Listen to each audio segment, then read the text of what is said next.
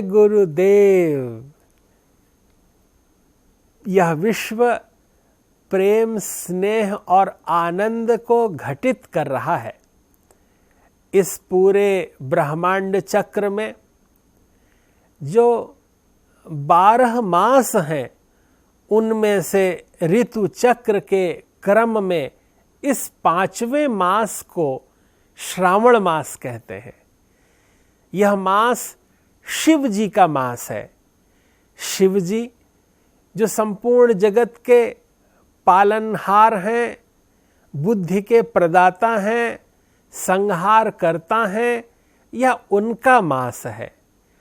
श्रावण के महीने में निरंतर सोमवार के दिन सभी लोग अपने मन मानस को पवित्र करके भगवान शिव की आराधना में विशेष रूप से निमग्न होते हैं।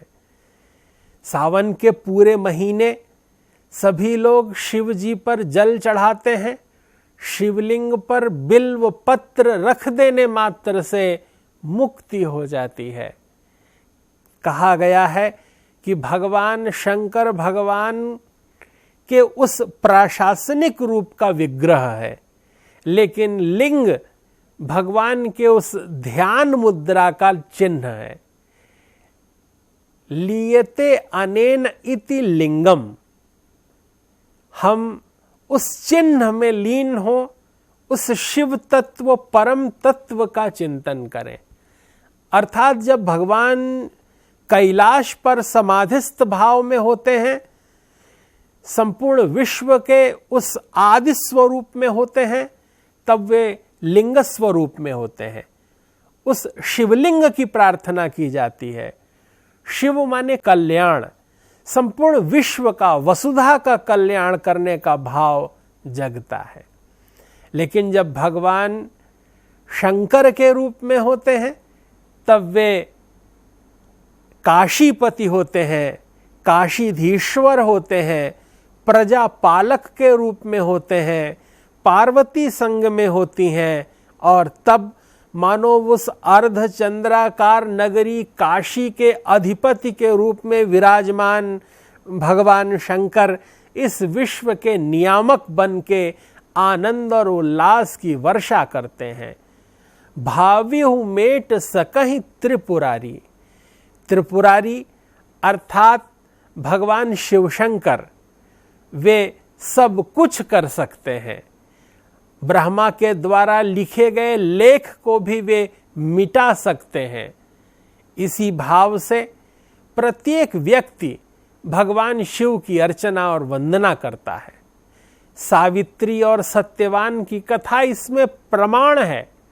सावित्री को पता रहता है कि 1 वर्ष बाद सत्यवान के शरीर से प्राण यम ले जाएंगे।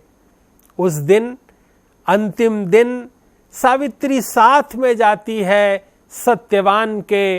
जब दोपहर में शिरोवेदना होने लगती है सत्यवान को, तो माथे को सहलाते हुए ओम नमः शिवाय का जप करने का संकेत करती है और स्वयं करती रहती है। यम आते हैं, जब जीव को लेकर जाने लगते हैं, तब सावित्री उनके साथ साथ जाकर अंततः सत्यवान का प्राण वापस लेकर आती है। यह भारतीय संस्कृति की दिव्य धरोहर है। भगवान शिव शंकर प्राण वापस कर देते हैं। उनकी कृपा ऐसी होती है कि जो जीव बहुत अल्प काल के लिए भी आया है, वो दीर्घ जीवन जीता है। किसी के ललाट पर यदि कुछ कठिन और कुटिल भी लिख गया है, जो मिटाया नहीं जा सकता, लेकिन भगवान शिव शंकर उस त्रुटि युक्त लिप्यंकन को भी अपनी स्नेह सिक्त भावमयी प्रार्थना से, प्रसन्न चित्त चेतना से मिटा देते हैं। उन्हें आशुतोष कहा जाता है। आशु माने बहुत शीघ्र, तोष माने प्रसन्न हो जाने वाले, बहुत जल्दी प्रसन्न हो जाने वाले देव महादेव शिव शंकर हैं। वे नीलकंठ हैं। उनके ललाट पर दिव्य द्वितीया का चंद्रमा शोभित होता रहता है।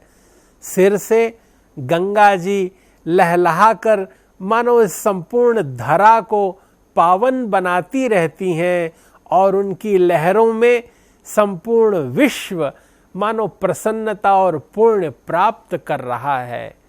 जैसे कि 60,000 सगर के पुत्रों का उद्धार कर देने वाली वो गंगा जी हैं, वैसे ही भगवान शिव शंकर की दिव्य चेतना में मन को लगाने से अहर्निश आनंद और आह्लाद होता है। इस सावन के महीने में जब कोई कन्या अपना श्रेष्ठ वर चाहती है, तब वो जय जय गिरिवर राज किशोरी, जय महेश मुखचंद चकोरी ऐसा पाठ करते हुए भगवान शिव शंकर के उपवास रखती है, सोमवार को जलाभिषेक करती है और वो तो 16 सोमवारों तक यह संकल्प पूर्ण कर शिव जी जैसा परम ज्ञानी पति प्राप्त करती है। भगवान शिव ज्ञान के प्रतीक हैं, आह्लाद के प्रतीक हैं, दिव्यता के प्रतीक हैं और यह श्रावण मास भगवान शिव जी का मास है। इसलिए प्रत्येक व्यक्ति को रुद्राभिषेक करते हुए भगवान नाम का जप पंचाक्षर से ओम नमः शिवाय, ओम नमः शिवाय, ओम नमः शिवाय ऐसा कहते हुए निरंतर अपनी चित्त चेतना को दिव्य बनाना चाहिए। जपौ जाय शंकर सतनामा, होई है तुरत हृदय विश्रामा। नारद जी से भगवान श्री राम कहते हैं कि नारद जी, अगर आप ओम नमः शिवाय ऐसा जप करना प्रारंभ कर दें तो आपका अशांत चित्त भी शांत हो जाएगा। तो इन संसारी प्राणियों का क्या कहना, अगर हमारी जिह्वा से अनवरत भगवान नाम का जप होता रहे तो जैसे हम भगवान का ध्यान करते हैं, भगवान भी अपने भक्तों का ध्यान करने लगते हैं। हम भगवान का नाम लेते हैं और भगवान हमारी ओर देखने लगते हैं और इतना पवित्र संबंध, इतना ज्ञान और आनंद का आह्लाद अन्यत्र कहीं नहीं है। सांसारिक विषय भोगों में उलझा हुआ प्राणी वह सीमित प्राप्त करता है जो क्षण में ही नष्ट हो जाने वाला है, लेकिन परमात्मा में लीन व्यक्ति, भगवत चेतना में समाहित चित्त चेतना वाला मन वह सब प्राप्त कर लेता है जो भगवान के पास है। अर्थात भगवान को भजने वाला भगवत स्वरूप को प्राप्त कर लेता है और उसकी यह प्राथमिक इकाई श्रावण मास है। सावन के महीने में भगवान शिव शंकर को बिल्व पत्र अर्पित करते हुए, रुद्राक्ष की माला से भगवान के नाम का जप करते हुए, जलाभिषेक करते हुए, दुग्धाभिषेक करते हुए, रसाभिषेक करते हुए, तैलाभिषेक करते हुए हम अपने मन को भगवान में लगाते हैं और भगवान शिव शंकर हमारे अंतःकरण को पवित्र बनाते हैं।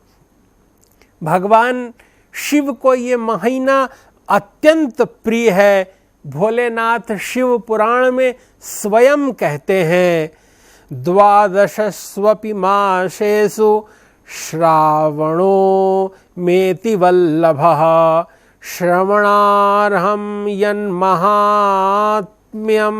तेनासौ श्रवणो मतः। श्रवणरक्षं पौर्णमास्यां ततोपि श्रावणः स्मृतः, यस्य श्रवणमात्रेण सिद्धिदः श्रवणोप्यतः। अर्थात मासों में श्रावण मास मुझे अत्यंत प्रिय है, इसका महात्म्य सुनने योग्य है, अतः इसे श्रावण कहा जाता है। इसे इसलिए भी श्रावण कहते हैं कि अनंत इसमें श्रवण किया जाए। इस मास में श्रवण नक्षत्र युक्त पूर्णिमा होती है, इस कारण भी इसे श्रावण कहा जाता है। इसके महात्म्य के श्रवण मात्र से यह सिद्धि प्रदान करने वाला है, इसलिए भी यह श्रावण संज्ञा वाला है।